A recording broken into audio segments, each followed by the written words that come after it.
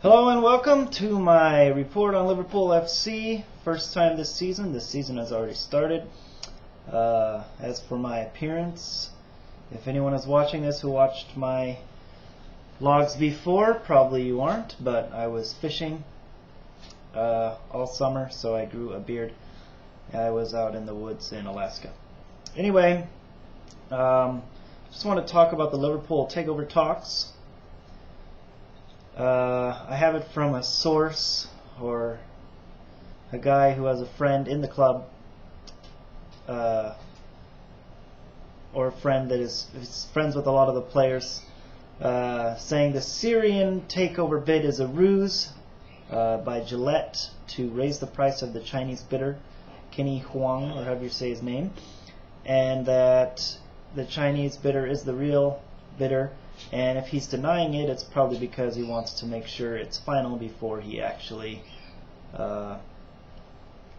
confirms that he is taking over Liverpool Football Club. Fingers are crossed. Whoever it is, it'll be a definite improvement on these two idiots that are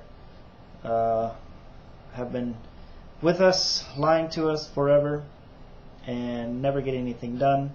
I know the economic downturn, probably took away a lot of their funds, but regardless, they have been lying for a long time. And as for our first competitive game last week against Rabotnicki, sorry if I'm saying that wrong, I'll find out tomorrow when I watch the LFC TV broadcast, because I forgot how they said it. It was horrible trying to watch this game because you could not watch it in the USA, where I am now. And with any legal means, wasn't on TV anywhere that I could see, and not even a pay-per-view option anywhere. You had to be in the UK to do a pay-per-view option.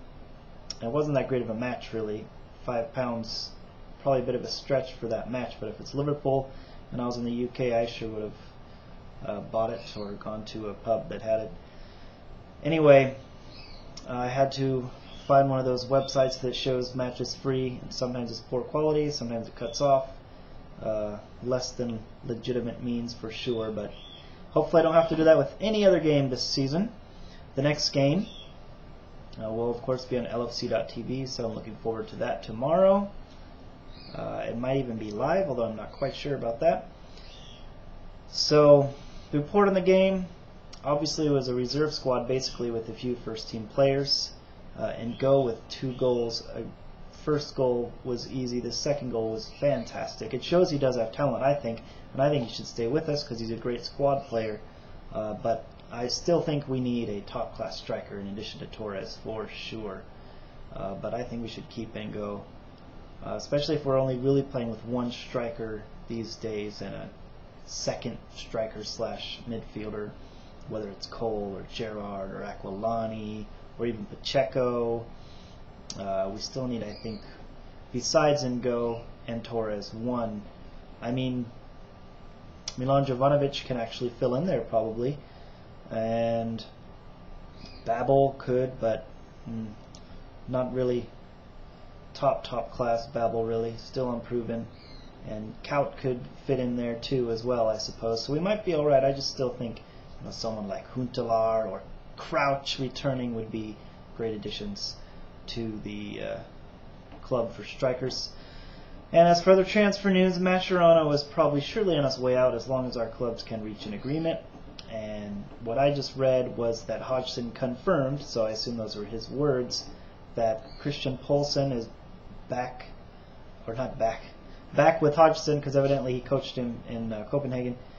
But he is coming to Liverpool for £5 or £6 million, basically to replace Mascherano, because he is a defensive midfielder. I have not watched him much, but that's what I understand. I think he's another squad player, though. I don't think he'd be an everyday starter, even at holding midfield, but maybe he could. I think Lucas would have to do that job as a holding midfield. Even put Gerrard and Aquilani in midfield and 2 strikers up front or something like that. But Lucas is probably the one who's going to have to do the holding midfield job, I'd say, first choice. He's not as good as Mascherano at that, because Mascherano is the best in the world at defensive midfield. No, he doesn't get forward. No, he doesn't get a lot of assists. But as far as being a defensive midfielder, he is the best. He always covers back, and he can always get things done when Glenn Johnson gets forward and cover for him.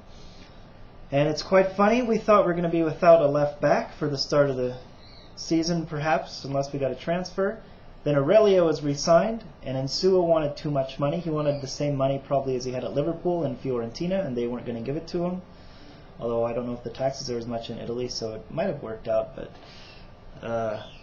so it's funny, we have the same two left backs that we thought were both gone.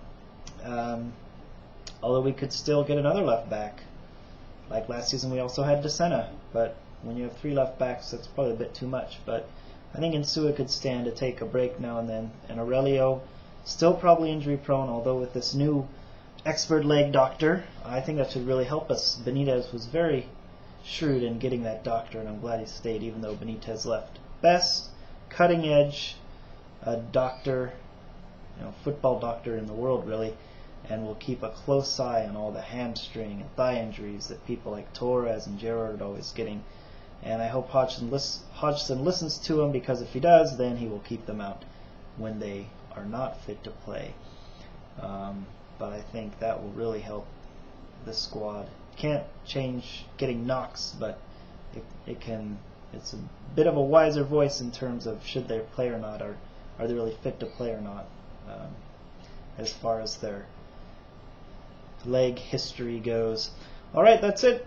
Looking forward to the match tomorrow. I plan to give a report on every single competitive match this season. The friendlies, of course, were nothing to talk about. Not any goals scored, and I think that's it for the friendlies. Didn't score any goals in the friendlies this season. We know Hodgson will be well organized, though.